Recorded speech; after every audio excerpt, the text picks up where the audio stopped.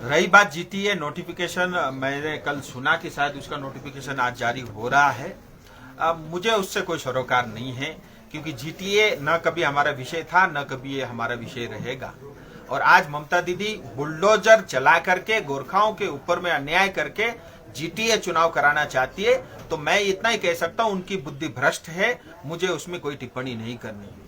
जहां तक जीटीए का सवाल है, ये कोई चुनाव हो ही नहीं सकता। कोई चुनाव ऐसे होता है क्या जिसके कम से कम जो कॉलेज के चुनाव होते हैं उसमें ज्यादा रूल्स रेगुलेशन ज्यादा फॉलो होते हैं। यहाँ एक जो है एसडीओ बैठ के चुनाव करा लेता है और घोषणा कर देता है, और चुनाव वोट डालने के बाद 3 दिन तक जो है पता नहीं चलता कहां जाके काउंटिंग होगा, कौन उसको खोलेगा, कौन एजेंट होगा। सो ये सब जो है छलावा है।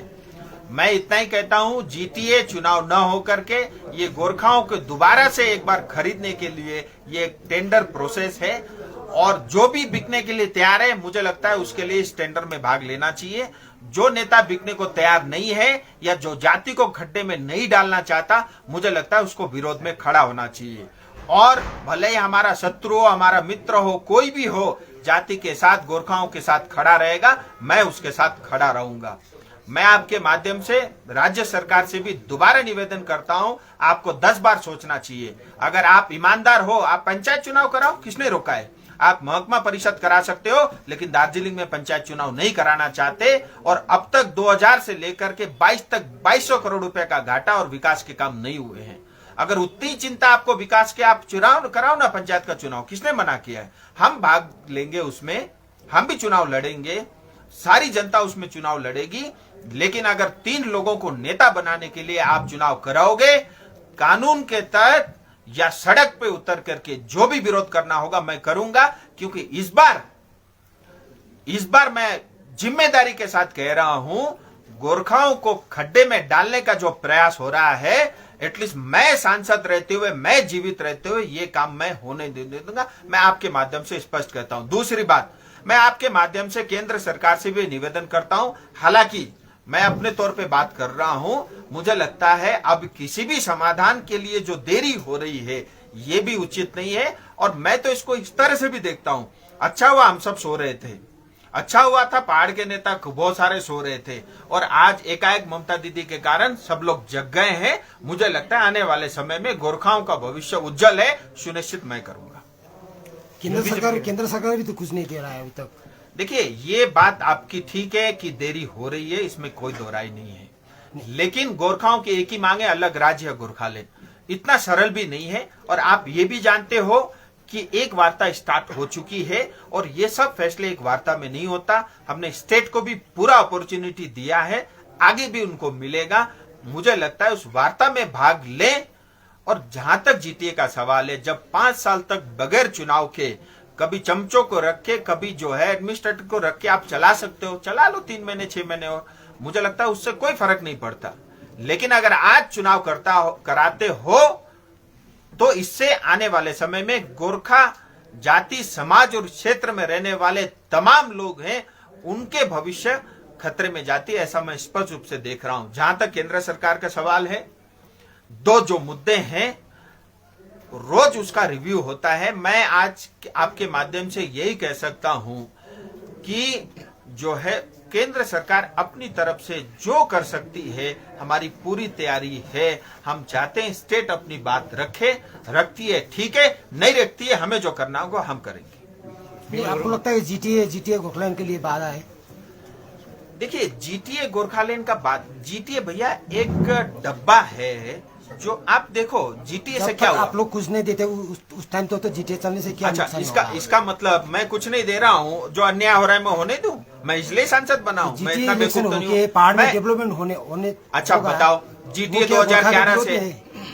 2011 से देखो, एक तो आप मीडिया हो, आप पुलिस वाले नहीं हो, आराम से पूछो, मैं जवाब दूंगा।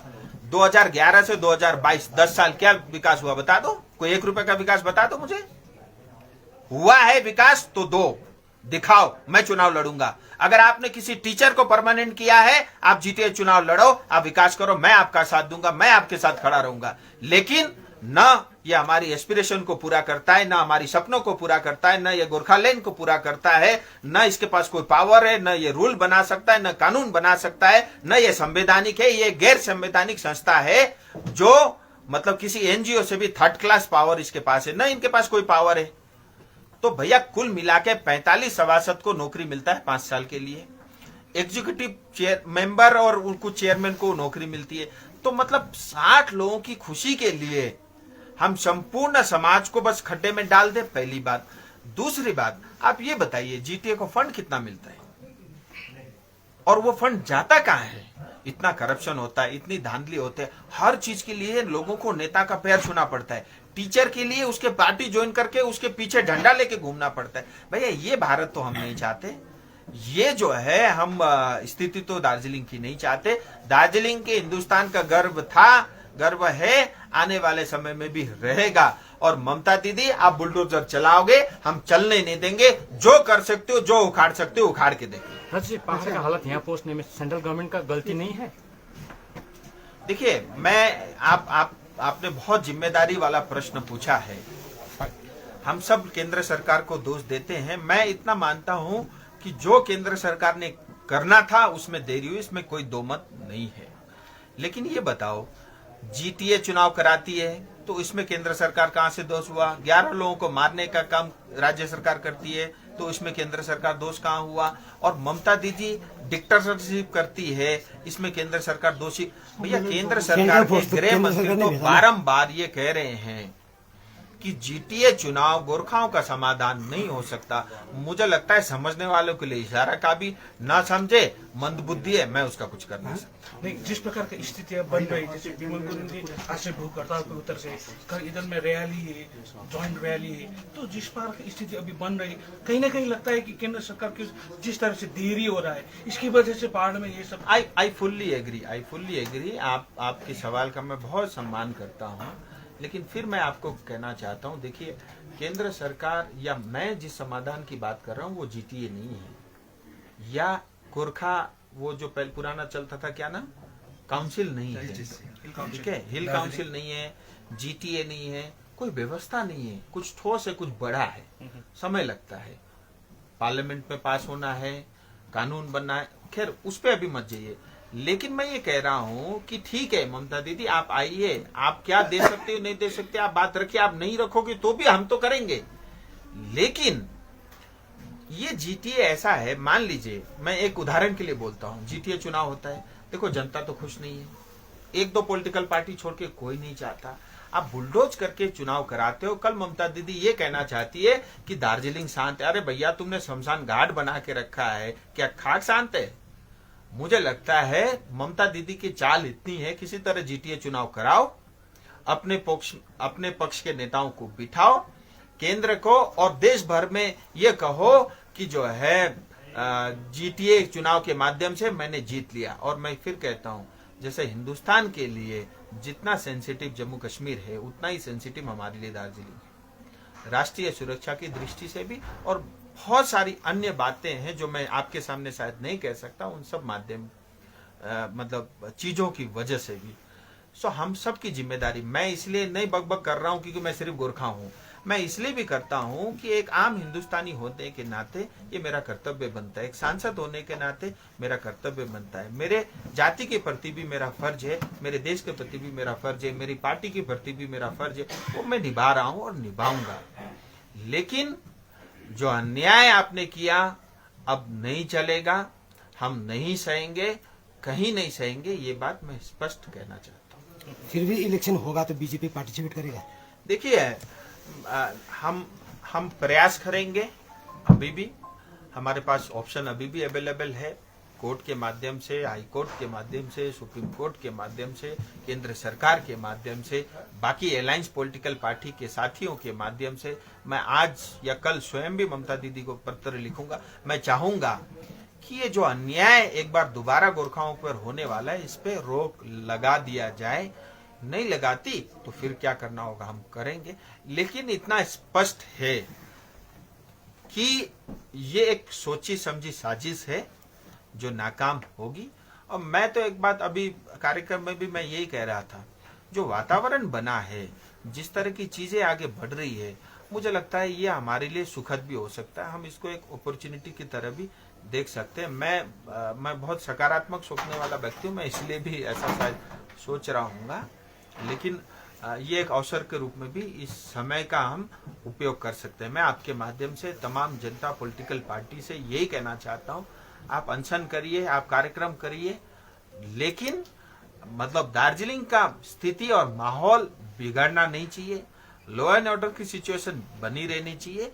शांति तरीके से हम जिस भी तरीके से विरोध कर सकते हैं, हम स्वतंत्र हैं। भारत के संविधान ने हमको विरोध करने का पूरा अधिकार दिया है, उसका आप भरपूर प्रयोग करें। लास्ट क्वेश्चन, एक बार आपने ही संसद में मतलब आवाज रखा था कि जीटी इलेक्शन नहीं हुआ है इतना साल से, उसमें भी आपने विरोध किया। जीटी इलेक्शन हो रहा है, दादा, उसमें भी विरोध कर रहे हैं। आप सब लोग मीडिया इतने पढ़े लिखे, इतने समझदार है। मैं कई बार जो है ना आप लोग को देखता हूं तो मुझे या तो ये लगता है आप लोग बिके हुए हो, या आप लोग नहीं समझना चाहते। मैं सबको नहीं बोल रहा हूँ, 2-4 लोग हैं, आप भी जानते हो उनको।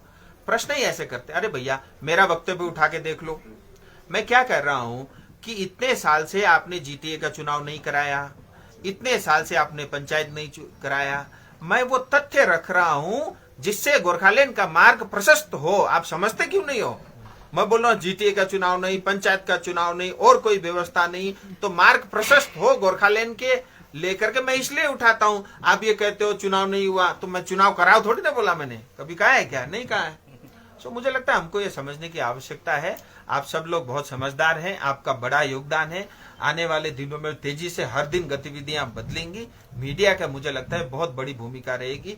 देखिए आपकी भी उतनी ही कर्तव्य बनती है अपने समाज के प्रति, अपने क्षेत्र के प्रति, जितने नेताओं की है। और मुझे लगता है हम सबको जो सही बात है वही जनता के सामने रखना चाहिए, और ये झूठ की राजनीति जो चल रही है ये बंद होना चाहिए। अंत में जैसे बिमल गुरुङ जी आज से खुद वो जीटीए इलेक्शन के अगेंस्ट में अनशन पे उतर गए, इस बारे में आपके रिएक्शन क्या? देखिए मैं उनके साथ खड़ा हूँ। मैं एक बात आपको बता रहा हूँ, कल मान लो अनित थापा जी अनशन पे बैठ जाते हैं, जीटीए का विरोध करता हूँ, मैं उनको खड़ा पहनाने जाऊंगा। मेरी लड़ाई अनित थापा, बिमल गुरुङ या अजय जी से नहीं है। मेरी लड़ाई पश्चिम बंगाल की सरकार की हमारे खिलाफ गलत नीतियों से है। पश्चिम बंगाल के लोगों से लड़ाई नहीं है, पश्चिम बंगाल की सरकार से भी नहीं है। उनकी गलत नीतियों के ऊपर मेरा जो है उसमें मेरा मत अलग है। इसलिए कोई भी व्यक्ति दार्जिलिंग से जो प्रेम करता है, दार्जिलिंग से जो लगाव रखता है, तराई डूवर्स से जो प्रेम करता है, उसके पक्ष में अगर कोई आदमी अनशन पर बैठता है, मेरी सहानुभूति भी है, मेरा सहयोग भी है। मैं उसको खदा पहनाने भी जाऊंगा। मैं आपके माध्यम से ये बात कह रहा हूँ।